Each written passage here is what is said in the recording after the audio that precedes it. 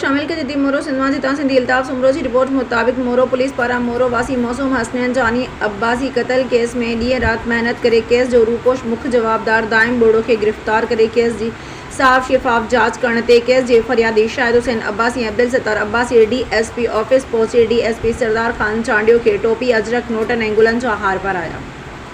उन मौके ते शाहिद हुसैन अब्बासी चयो त DSP सरदार खान चांडियो ऐं मोरो पुलिस जो शुक्रगुज़ार आहियां जिन ॾींहुं राति मेहनत करे मुझे मासूम पुट के कातिल जवाबदार दाइम बोड़ो के गिरफ्तार किया है। मूंखे पुलिस ऐं अदालत में इंसाफ की उम्मीद है। कातिल के सख्त का सख्त सज़ा ॾियारींदा। DSP मोरो सरदार खान चांडियो जो कातिल जवाबदार दाइम बोड़ो कानून की गिरफ्त में अची चुको आहे। असां केस की साफ शिफाफ जांच करे रहिया आहियूं। हिन केस में जेको भी मुलविस हूंदो उनके हरगिज़ बख्श न कियो वेंदो।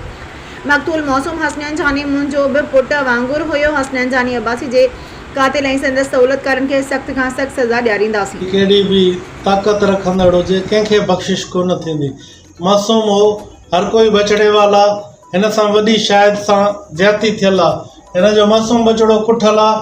जेकॾहिं गैरत वारो पुलिस ऑफिसर हूंदो त अहिड़े कंहिं बदमाश खे कॾहिं बि कोन बख़्शींदो। जे बख़्शींदो त पंहिंजे ज़ाल जे यार खे बख़्शींदो। अहिड़े बेग़ैरत इंसान खे कॾहिं कोन बख़्शिश थींदी। सर अच्छा जेको हिजाब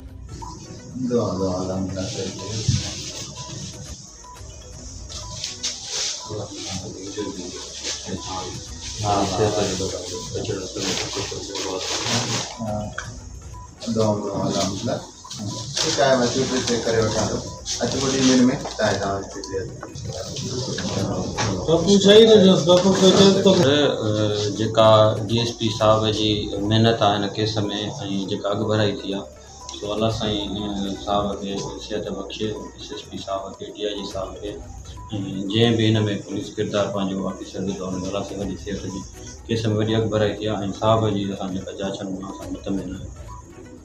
मीडिया ते अचनि पिया था उनजे बारे में छा चवणु चाहींदा? भली कहिड़ी बि ताक़त रखंदड़ हुजे कंहिंखे बख़्शिश कोन थींदी। मासूम हो, हर कोई बचड़े वाला। हिन सां वॾी शायद सां ज्यादती थियल आहे। हिन जो मासूम बचड़ो कुठल आहे। जेकॾहिं गैरत वारो पुलिस ऑफिसर हूंदो त अहिड़े कंहिं बदमाश खे कॾहिं बि कोन बख़्शींदो। जे बख़्शींदो त पंहिंजे ज़ाल जे यार खे बख़्शींदो। अहिड़े बेग़ैरत इंसान खे कॾहिं कोन बख़्शिश थींदी। सर अच्छा जेको जवाबदार फुरन में भी ॿधो आहे, फुर जी वारदातूं बि कंदो, उहे घणी वारदातूं हुन ते ज़ाहिर थियूं आहिनि। वो मोटरसाइकिल का मरण खां फुरी ऐं उहा बि नॉमिनेट FIR आहे। उहा बि घर मां ई रिकवर पुलिस कई आहे। मोटरसाइकिल भी मिली आहे प्लस हथियार भी मिलियो आहे।